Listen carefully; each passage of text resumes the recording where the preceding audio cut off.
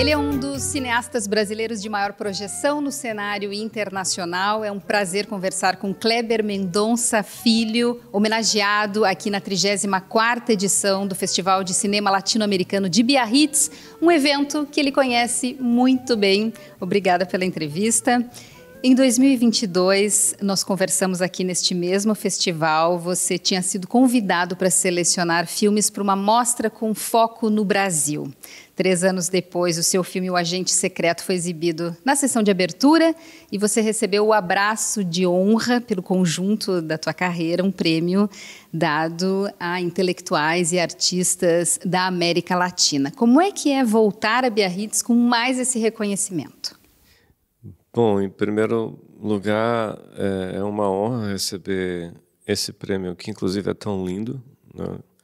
E o Festival de Biarritz faz parte da minha vida, não só por causa dos filmes que eu já exibi aqui, filmes meus e filmes que eu admiro muito, no papel de programador, mas é um festival também que a minha companheira, que é francesa, Émilie Lesclos, e minha produtora também, ela cresceu vindo nesse festival, então eu sempre tive uma referência pessoal de Biarritz muito antes de eu conhecer o festival.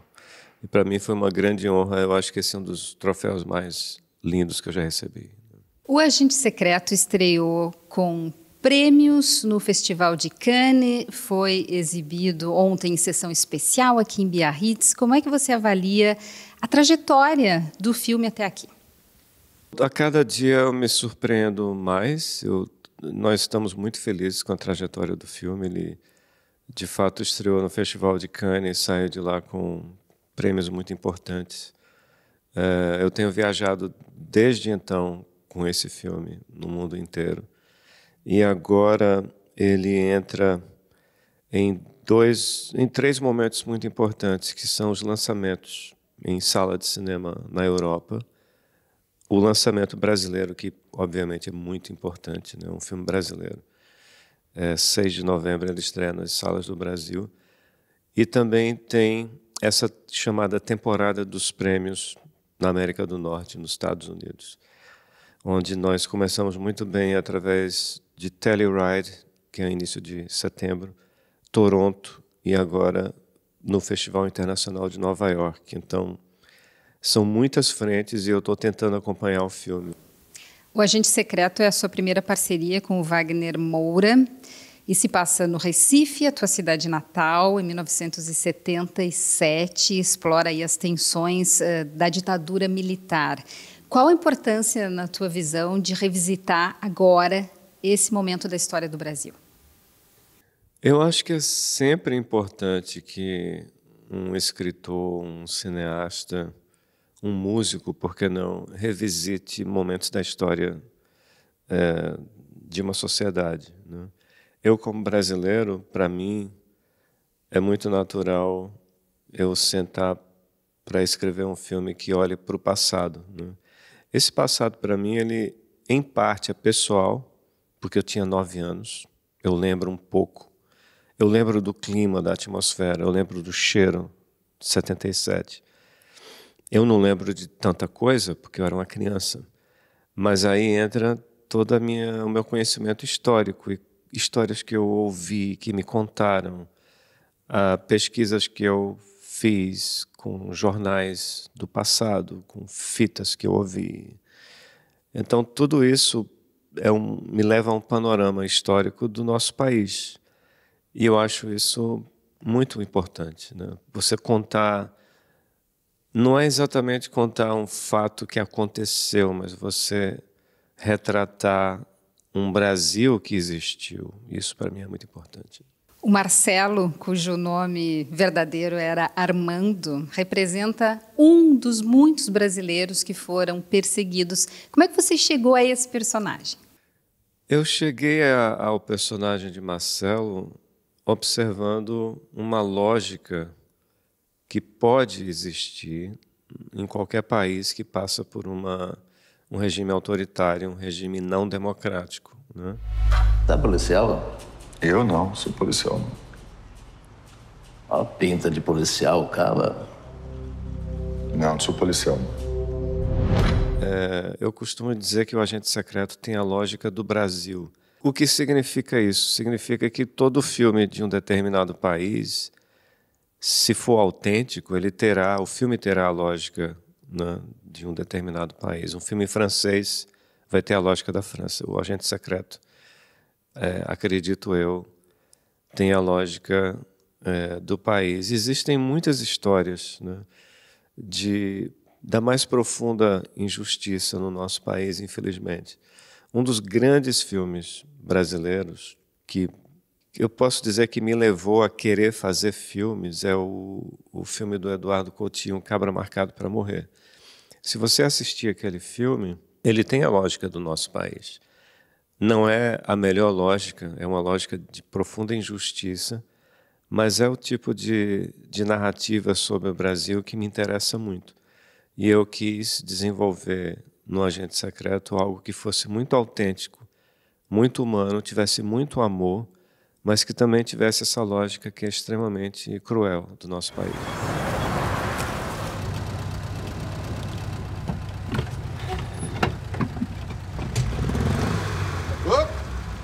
É para completar? Pode ficar tranquilo, tá tudo em ordem aí. É para completar? Rapaz. É para completar, mas. O que é aquilo ali? Isso foi domingo. Um infeliz aí veio roubar uma lata de óleo com a peixeira na mão. Aí Rivanildo, que é o menino que trabalha aqui à noite, pegou lá 12 e deu 2 TB. Uma na caixa dos peitos e outra na cara e não levantou mais.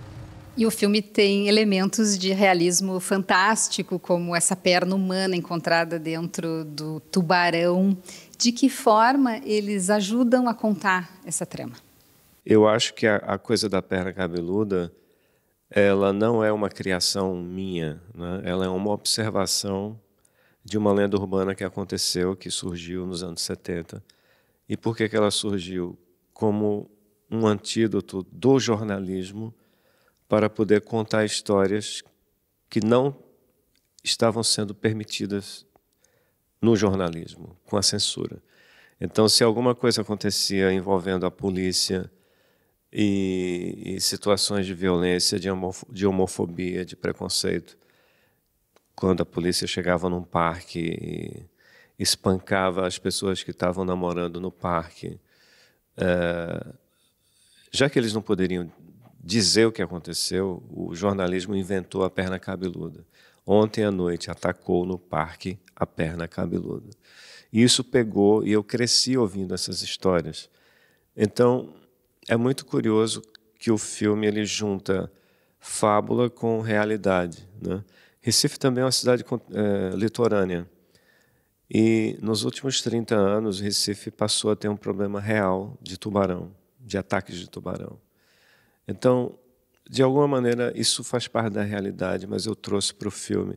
E pela lente do cinema, tudo parece muito fantástico, e mas há uma base de realidade em todo esse clima muito interessante que tem no filme envolvendo tubarões e a perna cabeluda.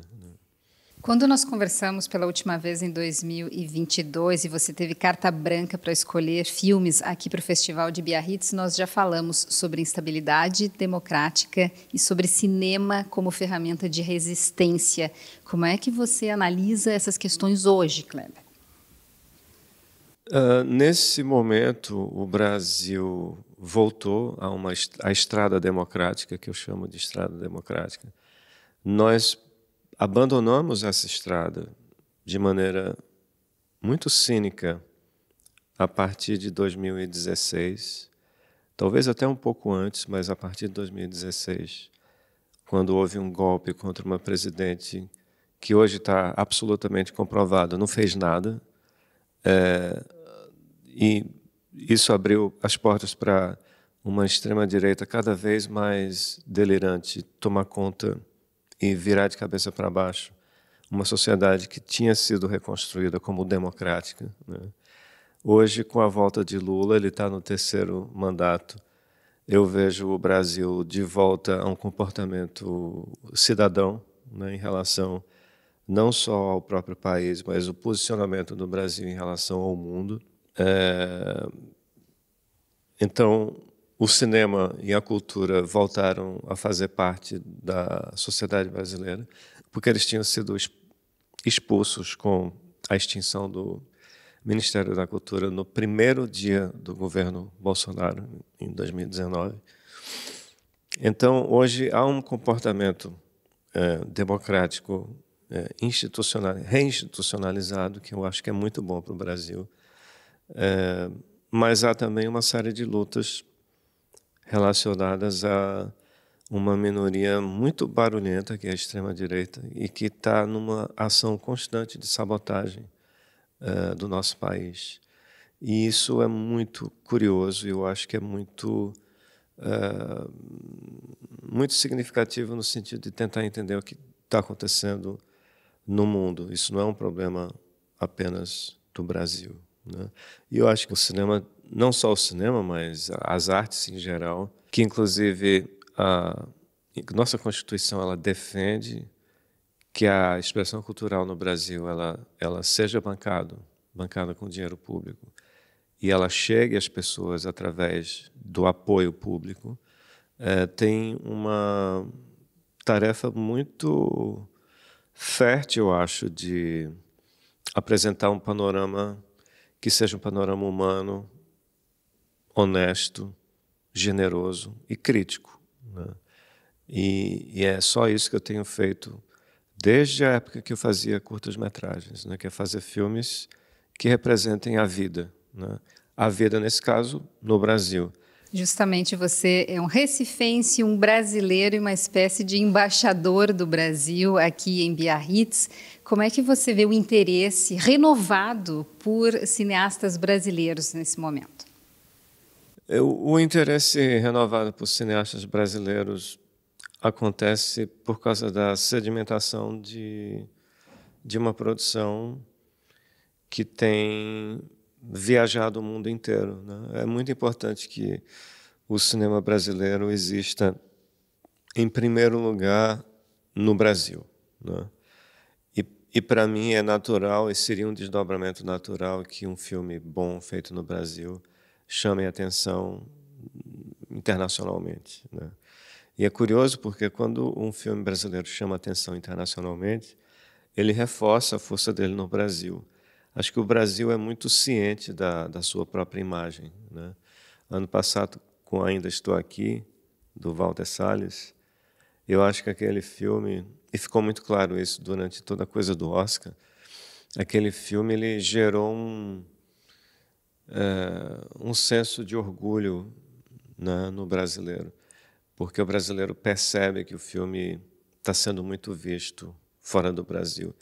E quando um artista da música, um poeta, um cineasta, um filme viaja muito e passa a ser algo estrangeiro, internacional, você passa a representar o Brasil quase como um diplomata, né? E isso é muito bonito, né? Eu nunca fiz o Itamaraty, mas quando eu venho aqui para Biarritz para receber um prêmio, e agora eu vou para São Sebastião, e depois Zurique, Nova York, Los Angeles, Londres, você termina sendo uma espécie de diplomata em turnê, né? Você está representando o Brasil. Então, acho isso muito bonito e muito natural também. Tudo a partir do filme, não é a partir de mim. Claro, eu fiz o filme, mas o filme vai e eu vou atrás. E dessa forma eu me sinto até muito à vontade. Perfeito. Então, boa viagem para você nesse resto de trajetória e sucesso para o filme. E obrigado por essa entrevista. Muito obrigado.